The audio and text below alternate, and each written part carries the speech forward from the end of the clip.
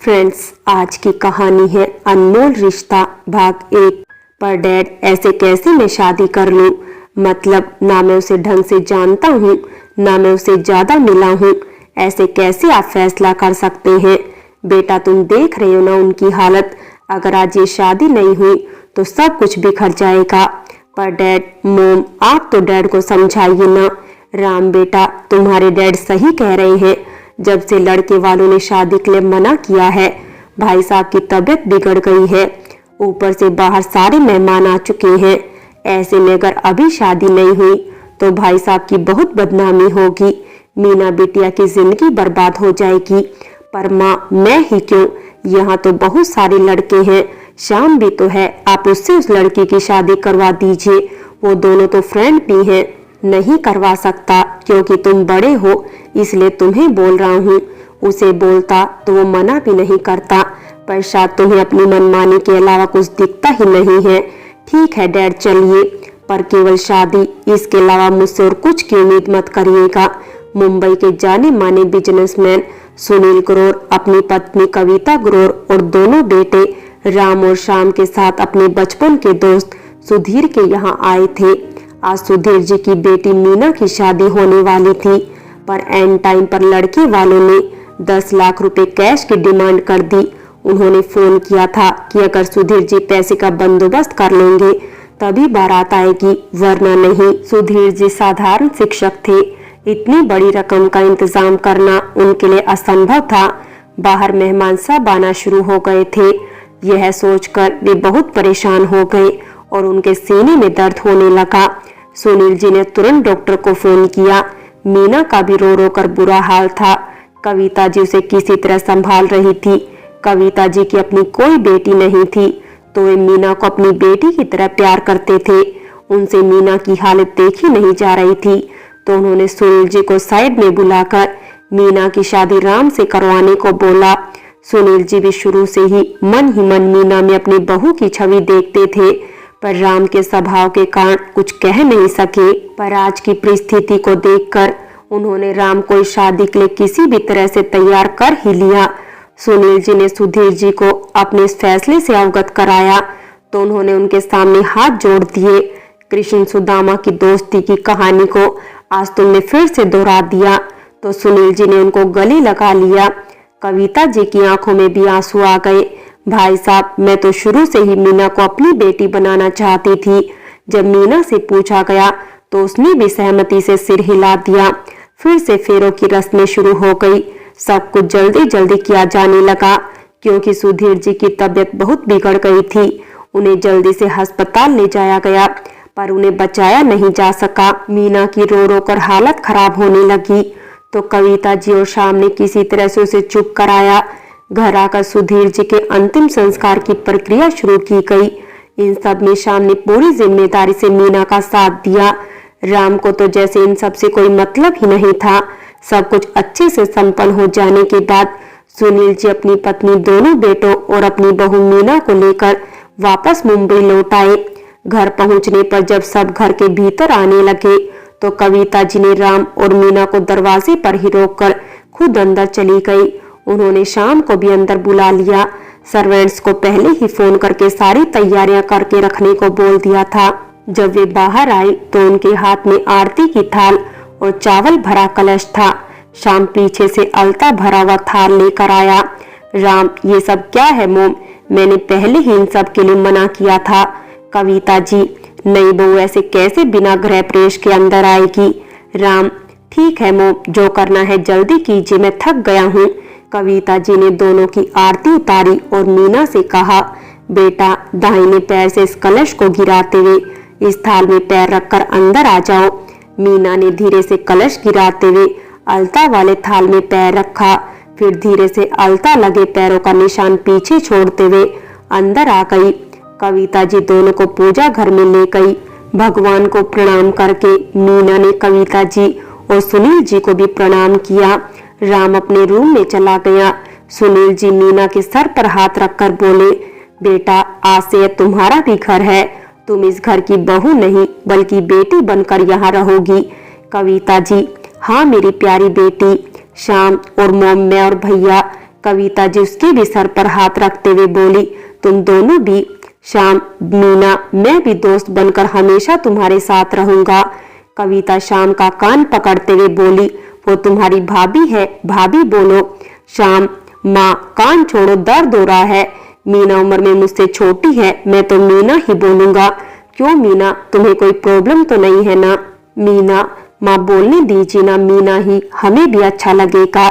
सुनील जी, कविता जी मीना को राम के कमरे में ले जाइए, फ्रेश होकर थोड़ा आराम कर लेगी, सफर में थक गई होगी मेरी बच्ची। उसी समय राम भी नीचे आ गया। उसने मीना को उसके कमरे में ले जाने वाली डैड की बात सुन ली। उसने गुस्से से कविता जी की ओर देखकर बोला, मेरे रूम में क्यों? कविता जी, बेटा वह तुम्हारी पत्नी है तो तुम्हारे ही रूम में रहेगी ना। राम, मॉम प्लीज, मैं आप लोगों से पहले ही कह चुका हूँ, मैं शादी को नहीं मानता। आप लोग मेरे साथ जबरदस्ती नहीं कर सकते। और हाँ, मेरे रूम में तो क्या, ये लड़की मेरी नजर के सामने भी नहीं आनी चाहिए। सुनील जी गुस्से से चिल्लाए, आप माने या ना माने, मीना आपकी पत्नी है। राम गुस्से में घर से बाहर निकल गया। कविता जी रोने लगी। मीना की भी आंखों में आंसू आ गए। उसने तो पूरे मन से शादी को स्वीकारा था, फिर भी अपने मन को कड़ा कर वह सुनील जी और कविता जी के पास आकर उनके पैरों में बैठ गई। माँ बाबा, आप लोग इस तरह उदास मत होइए। जिस परिस्थिति में हमारी शादी हुई है, उन्हें वक्त लगेगा इसे समझने में।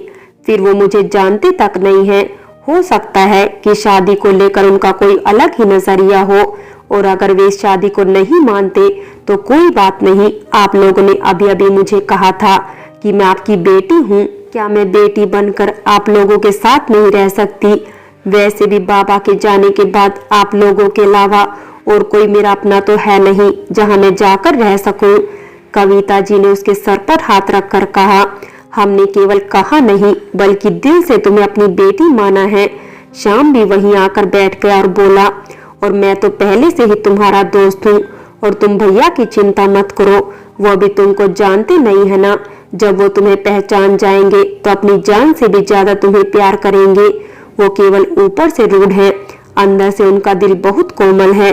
सुनील जी, हाँ बेटा, वो भी गुस्से में है, इसीलिए ऐसा बोल गया। तुम उदास मत हो, तुम कमरे में जाकर आराम करो। मीना, माँ, जब तक वो मुझे अपने मन से नहीं अपना लेते तब तक मैं भी दूसरे कमरे में ही रहना चाहूंगी।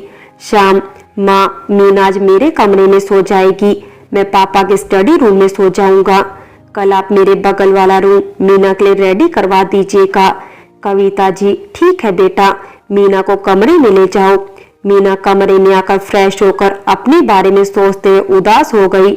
नीचे सबके सामने तो उसने हिम्मत कर ली, पर पता नहीं आगे क्या होगा। क्या राम उसे अपनाएगा? कमरे में उदास बैठे मीना अपने बीते दिनों के बारे में सोच रही थी। वह अपने बाबा सुधीर जी के साथ में लखनऊ में अपने छोटे से घर में खुशी से रह रही थी। सुधीर जी प्राइमरी स्कूल के टीचर थे। मीना की माँ नहीं थी। जब वह 11 साल की थी तभी बीमारी की वजह से उसकी माँ का निधन हो गया था।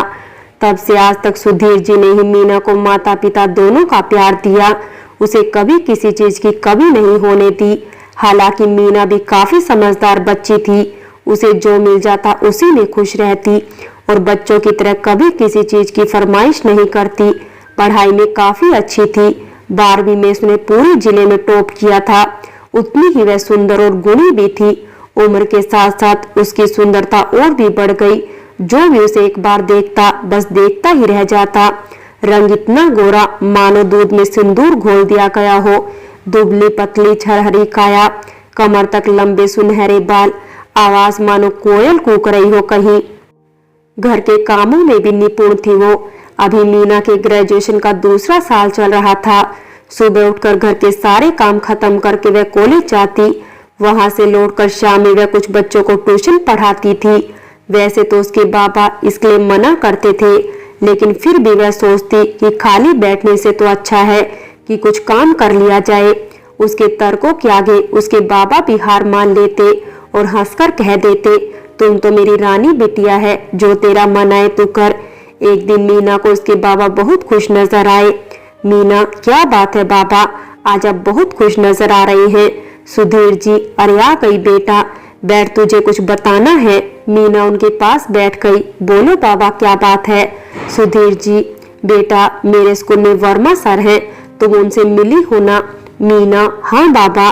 सुधीर जी, उन्होंने अपने बेटे के लिए तुम्हारा हाथ मांगा है। एक ही बेटा है, सरकारी नौकरी करता है। मीना, पर बाबा अभी तो मेरी पढ़ाई भी पूरी नहीं हुई। सुधीर जी, बेटा उनको तुम्हारी पढ़ाई से कोई ऐतराज नहीं है। सुधीर जी, बेटा मेरी तबीयत भी अब ठीक नहीं रहती, अपनी जिंदगी में ही तुझे दुल्हन बने देखना चाहता हूँ। मैंने पता किया है, लड़का अच्छा है, फिर रिश्ता सामने से चल कर आया है बेटा। और सबसे बड़ी बात, उन लोगों को दहेज भी नहीं चाहिए। बेटा तू तो जानती है ना, मेरे पास दहेज देने के लिए कुछ भी नहीं है। मीना, बाबा आप ऐसा क्यों बोलते हो? मैं दहेज लेने वालों से शादी भी नहीं करने वाली। सुधीर जी की आंखों में पानी भर आया। यह देख मीना उनके आंसू पोंछने लगी और बोली, ठीक है बाबा, मैं तैयार हूँ। सुधीर जी उसे अपने गले से लगाते हुए प्यार से उसके सर को सहलाने लगे। मेरी प्यारी रानी बिटिया, हमेशा खुश रहो। मीना शर्माकर अपने कमरे में चली गई। हर लड़की की तरह शादी को लेकर उसके भी कुछ सपने थे। बचपन में माँ उसे कहा करती थी, एक दिन घोड़े पर सवार होकर उसका राजकुमार आएगा और उसे अपने साथ ले जाएगा। वो आंखें बंद करके उस पल को सोचने लगी जब उसका राजकुमार उसे लेने आएगा। उसने उठकर अपनी अलमारी से एक डायरी निकाली। उस डायरी के कवर पेज पर राधा कृष्ण जी की सुंदर सी तस्वीर थी। वैसे तो उसे डायरी लिखने का कोई शौक नहीं था, पर जब उसने वह तस्वीर देखी तो खरीदने से खुद को रोक नहीं पाई थी। उसने डायरी खोली और उसके पहले पेज पर सुंदर अक्षरों में लिखा, मेरी शादी। उसने तय किया कि अपनी शादी से रिलेटेड यादगार पलों को वह इसमें लिखेगी। सुधीर जी ने शादी की तैयारियां शुरू कर दी थी। उनके घर में कोई औरत नहीं थी, तो उन्होंने अपने गांव से अपनी एक दूर की बहन को बुलवा लिया। आज शादी का दिन था। सुधीर जी ने मुंबई में रहने वाले अपने दोस्त सुनील ग्रोवर को भी सह परिवार बुलाया था। सुनील और सुधीर जी बचपन के मित्र थे।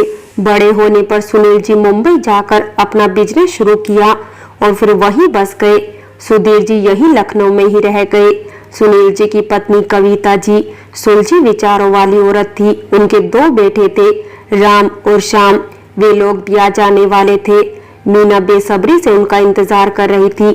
अपनी माँ के बाद उसे कविता जी से ही माँ का प्यार मिला था। वे लोग हर साल कुछ समय के लिए लखनऊ आते थे छुट्टियां बिताने के लिए। हर बार उनके साथ श्याम आता था। हम उम्र होने के कारण मीना और श्याम में खूब पड़ती थी। दोनों बहुत अच्छे दोस्त थे। दूर रहकर भी उनकी दोस्ती मजबूत थी। मीना राम से कभी नहीं मिली थी, क्योंकि वह ना के बराबर ही लखनऊ आया था। मीना दुल्हन बनकर तैयार थी। श्याम बार बार आकर उसे चिढ़ाकर चला जाता। सुधीर जी तो अपनी बेटी को दुल्हन बना देख काफी खुश थे। कविता जी और सुनील जी भी मीना की बलैया ले रहे थे। बाहर मेहमान सब आ चुके थे। सब बारात के इंतजार में थे। तभी सुधीर जी को लड़के वालों का फोन आया। फोन पर कुछ देर बात हुई, फिर सुधीर जी की तबीयत बिगड़ गई। उनके सीने में दर्द होने लगा। मीना ने जब अपने बाबा को इस हालत में देखा तो वह भी रोने लगी। कविता जी उसको चुप करा रही थी, फिर वो बाहर चली गई। कुछ देर बाद कविता जी और सुनील जी ने सुधीर से कुछ बात की, फिर उससे उसकी मर्जी पूछी गई। बाबा के हालात को देखकर उसने भी चुपचाप सर झुका लिया। फ्रेंड्स, बाकी की कहानी अगले भाग में देखें और अगर कहानी अच्छी लगी हो तो लाइक करें, शेयर करें और प्यार भरी कहानी चैनल को सब्सक्राइब करें।